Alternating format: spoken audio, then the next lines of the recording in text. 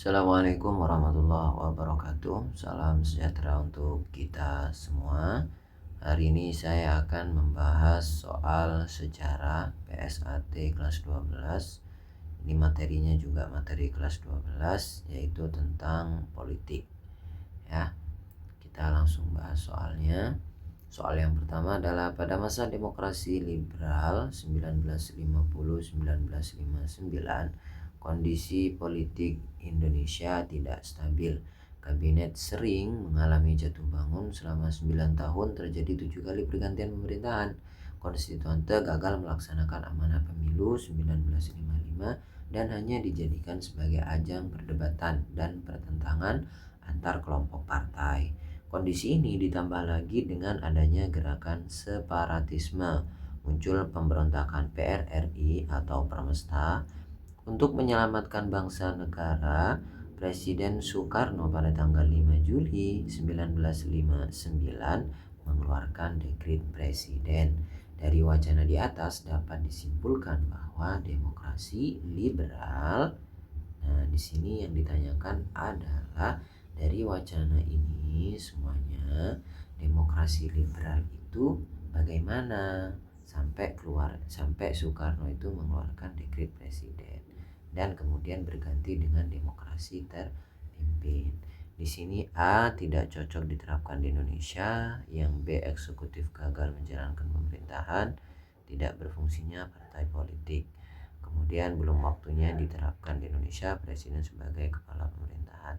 Nah, di sini kalian harus menjawab yang A. Kenapa kok tidak yang B, Pak?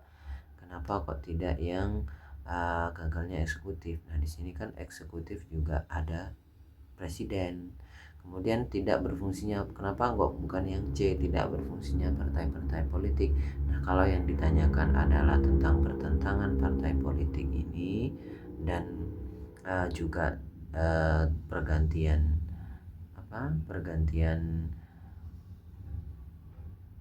kabinet ini ya, sebanyak 9 tahun terjadi 7 kali pergantian, maka jawabannya itu adalah yang C. Tapi yang ditanyakan adalah kesimpulan dari keseluruhannya ini, maka jawabannya adalah yang A.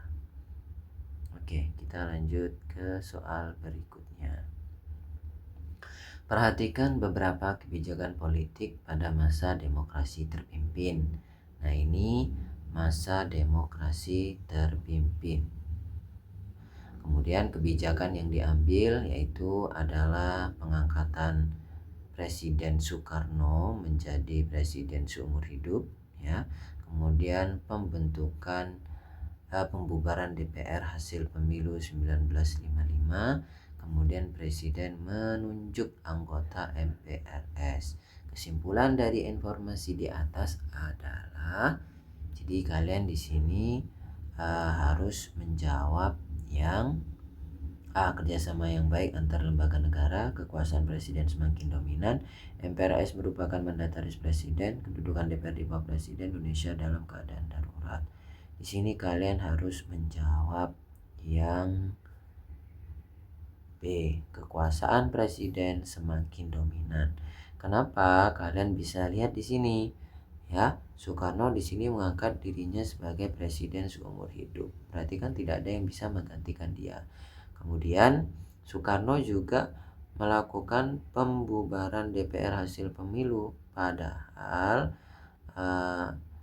seharusnya tidak bisa seperti itu. Dia membubarkan DPR secara sepihak, tidak boleh. Nah, itu berarti kekuasaan presiden itu semakin dominan, mengarah ke negara yang diktator. Jadi jawabannya adalah yang B. Lanjut. Pada awal kemerdekaan, ketika gencar-gencarnya pemerintah menghadapi kolonial Belanda, justru PKI pada tanggal 18 September 1948 mengadakan pemberontakan di Madiun.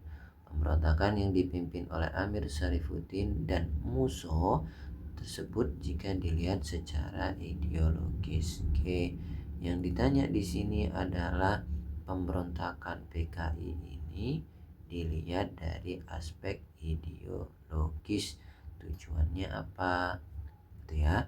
Jadi Jawabannya adalah A. Menuntut pemerintah agar Pesindo dimasukkan ke TNI. Tidak ya.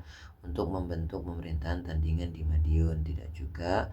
C. Menolak strategi diplomasi dalam menghadapi Belanda. Tidak. Kemudian D. Menggagalkan pemerintah di Hatta tentang RERA. Oke, memang nanti di PKI Madiun 1948 itu ada hubungannya dengan RERA ini ya, dimana nanti ada kebijakan reorganisasi tentara. Nah, tapi yang paling benar di sini adalah menggantikan dasar negara Pancasila dengan komunisme. Kenapa? Karena yang ditanyakan di sini adalah dilihat secara ideologis. Nah, kalau ada pertanyaan yang sama tentang G30 SPKI yang terjadi pada tahun 1965, jawabannya juga yang menggantikan dasar negara Pancasila dengan komunis. Ya, karena PKI itu pemberontakannya terjadi 2 kali ya. Ada di Madiun ini yang pertama 1948 dan ada yang di keseluruhan di Jakarta dan semuanya gitu kan ya pada tahun 1965. Oke, soal selanjutnya. Pemberontakan PRI terjadi di Sumatera, sedangkan pemberontakan Permesta terjadi di Sulawesi. Kedua pemberontakan tersebut banyak memiliki persamaan, sehingga kedua pemberontakan tersebut dikenal dengan PRRI Permesta. Kedua pemberontakan yang terjadi pada masa demokrasi liberal tersebut dari segi ekonomi adalah kata kuncinya adalah ekonomi. Berarti cari jawaban yang ada hubungannya dengan ekonomi. A. Menolak konsepsi presiden mengenai rencana liberal PKI dalam kabinet. Tidak ada.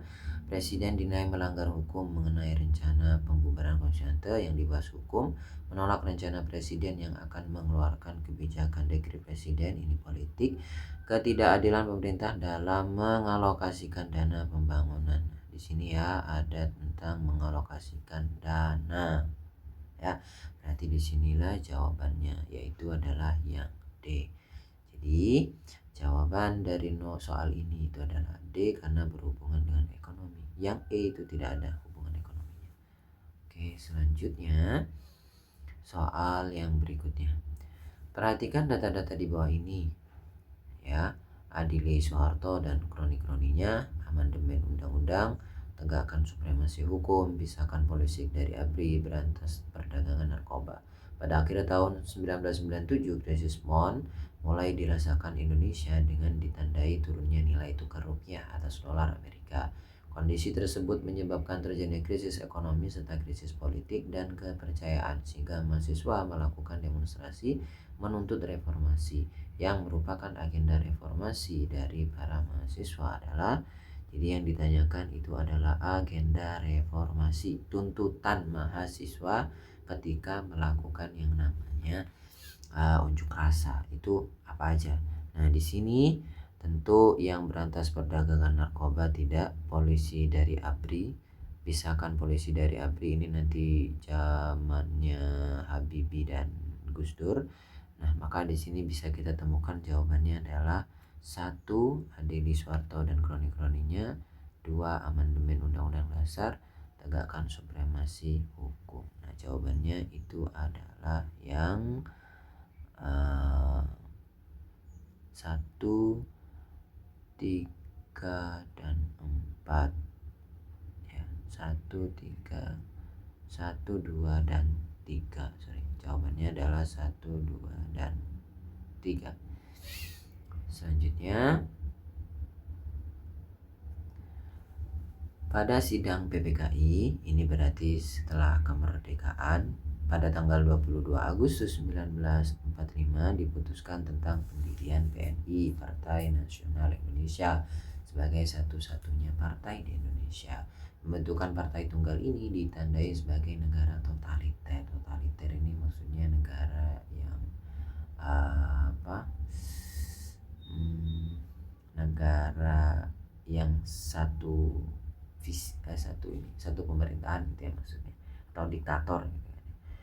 Nah, bentukan Jepang. Untuk mengantisipasi hal tersebut, pemerintah pada tanggal 3 November 1945 mengeluarkan maklumat maklumat tentang pendirian partai-partai politik.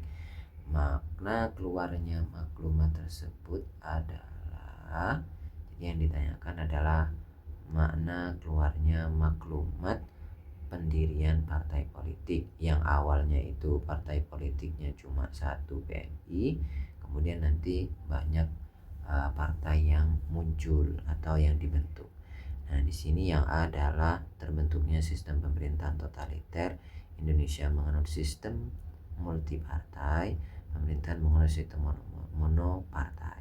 Nah, di sini dari ABC sudah ketemu jawabannya, yaitu Indonesia menganut sistem multipartai. Kenapa? Karena pada saat itu maklumat 3 November itu yang dikeluarkan oleh Muhammad Hatta itu tentang pendirian partai. Sampai sekarang pun Indonesia itu menganut multipartai. Oke, soal selanjutnya. Pelaksanaan politik luar negeri Indonesia pada demokrasi terpimpin antara lain dikenal sebagai politik luar negeri yang bersifat konfrontatif.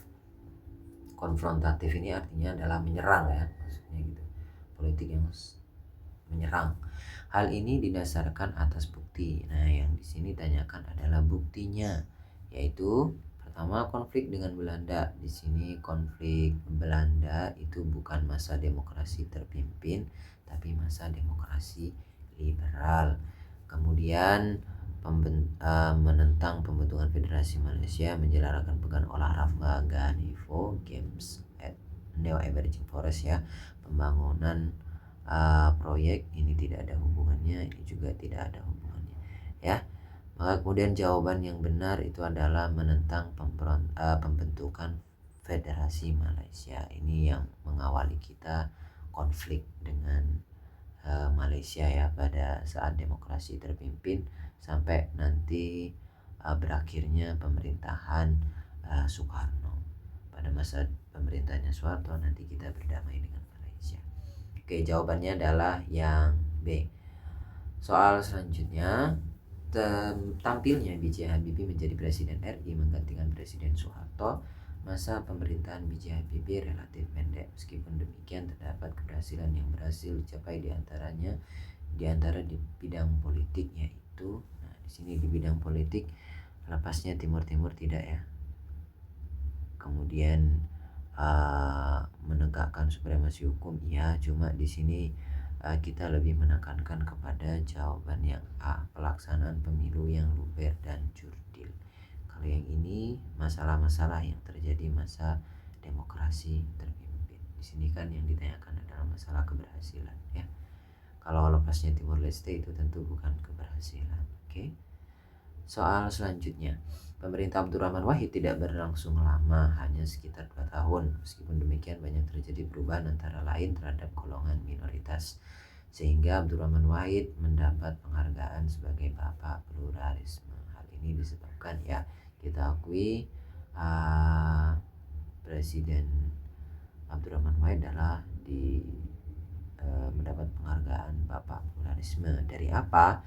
Memperbolehkan diselenggarakannya Imlek untuk umat Konghucu ya, kita masih Imlek juga. Memperbolehkan adanya perkawinan antara keturunan Cina dengan penduduk asli, bukan.